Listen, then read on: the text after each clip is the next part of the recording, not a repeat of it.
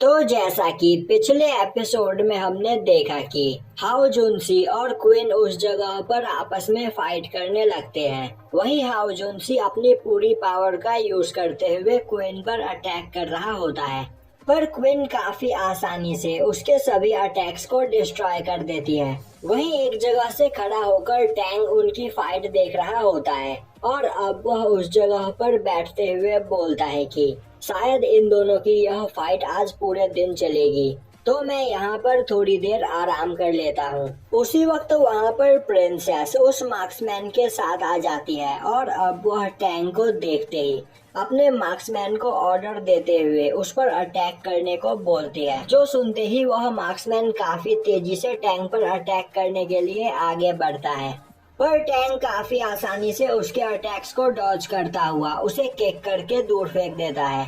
अब टैंग की पावर को देखकर प्रिंसेस हैरान हो जाती है। तभी टैंग उस हैमर का हैंडल निकालकर वहां रख देता है और दोबारा उस जगह पर बैठकर फाइट देखने लगता है।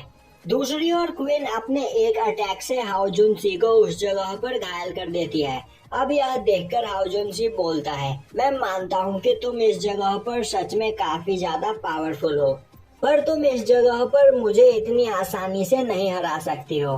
तभी प्रिंसेस टैंग के पास आती है और हाओ जुनसी को देखते हुए बोलती है कि तुम इस जगह पर टॉप 8 इमॉर्टल्स में से एक हो, पर अब तक तुम इस लड़की को नहीं हरा पाए। क्या तुम्हें इस जगह पर मेरी कोई मदद चाहिए?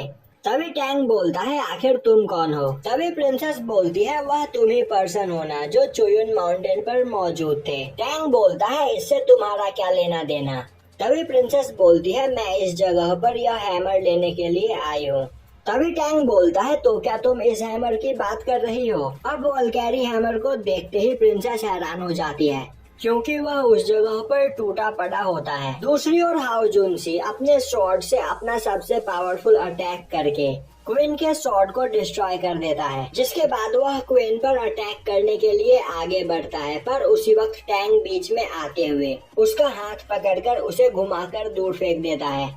अब वहाँ पर टैंग की पावर को देखकर सभी लोग हैरान हो जाते हैं। वहीं प्रिंसेस सोचने लगती है कि इस वल्गैरी हैमर को उठाने वाला पर्सन सच में काफी ज्यादा पावरफुल है और इसीलिए इस वल्गैरी हैमर को यूज करने वाले पर्सन को गॉड ऑफ वॉर कहा जाता है।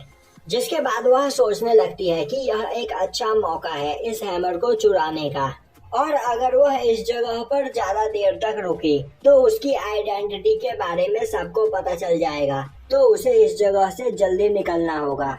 दूसरी ओर टैंग क्वीन के पास जाता है और बोलता है कि यहाँ का काम खत्म हो गया, तो अब हमें आगे चलना चाहिए। तभी क्वीन बोलती है, मास्टर, अभी आपने अपने किस मूव का यूज करते हुए हाओ जुनसी को हराया है? क्या आप वह मुझे भी सिखा सकते हो? टैंग बोलता है, यह बहुत आसान है, मैंने बस उसके हाथ को पकड़कर उसे उठाकर दूर फेंक दिया और कुछ भी नहीं। यह सुनकर क्वीन काफी हैरान होती है। तभी टैंग पीछे मुड़ता हुआ बोलता है, यहाँ पर जो पर्सन खड़ा था आखिर वह कहाँ गया और आखिर वह था कौन? अब क्वीन उसे बताती है कि वह शायद से प्रिंस टैंग टमेटो था और वह इमॉर्टल लिस्ट के टॉप 3 मेंबर्स में से एक है। यह सुनते ही टैंग बोलता है, पर वह तो मुझे कोई लड़की लग रही थी, आखिर वह प्रिंस कैसे हो सकता है?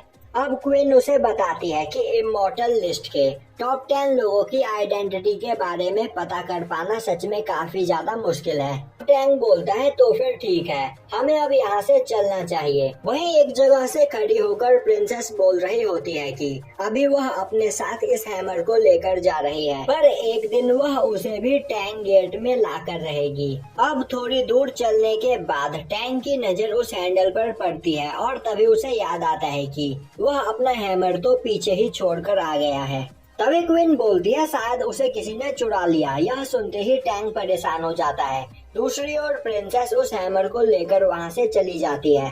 अब टैंग क्वीन से पूछता है कि आखिर वह पर्सन हैमर को लेकर कहाँ गया होगा। क्वीन उसे बताती है कि अगर कुलुन के लोगों ने उसे चुराया है तो वह उसे चुंगडोंग हाओ में लेकर गए होंगे। यह सुनते ही अब टैंग बोलता है, अब यहाँ तक आने के बाद मेरा मन दोबारा पीछे जाने का नहीं कर रहा है।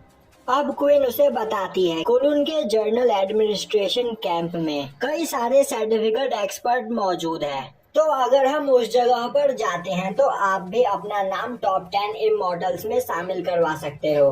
टैंग बोलता है, तो क्या मुझे यह करना चाहिए? यह सुनते ही क्वीन बोलती है, अब यह तुम पर डिपेंड करता है कि तुम यह करना चाहते हो या नहीं। और अब वह दोनों उस जगह से निकल पड़ते हैं। दूसरी ओर हाओ जुनसी काफी दूर आकर एक माउंटेन के किनारे पर लटका होता है और तभी वह वहां से गिरकर एक घोंसले में जा पहुंचता है। अब उस घोंसले के अंदर उसे एक स्पीयर दिखाई देता है और यह एक लेजेंडरी स्पीयर फूजी गोल्ड होता है, जिसे देखकर वह काफी ज्यादा खुश होता है और बोलने लगता है कि इस स्पीयर की मदद से अब मैं इमॉर्टल लिस्ट के टॉप 4 में शामिल हो सकता हूँ और यह स्पीयर मेरे स्वॉर्ड से कई गुना ज्यादा पावरफुल है, जिससे इस जगह पर मेरी पावर भी कई गुना ज्यादा बढ़ जाएगी। जिसके बाद वह उस स्पीयर को लेकर उस पर फ्लाई करते हुए कहीं जाने लगता है। वहीं वह बोल रहा होता है कि अब मुझे इस जगह पर एक पियरलेस वेपन मिल चुका है, जिसका यूज करते हुए मैं फ्लाई भी कर सकता हूँ। वह लड़का सच में मेरे लिए काफी ज्यादा लकी था, जिससे हारने के बाद भी मुझे इतना बड़ा इनाम मिला है। और यहीं पर यह एपिसोड खत्म हो जाता है।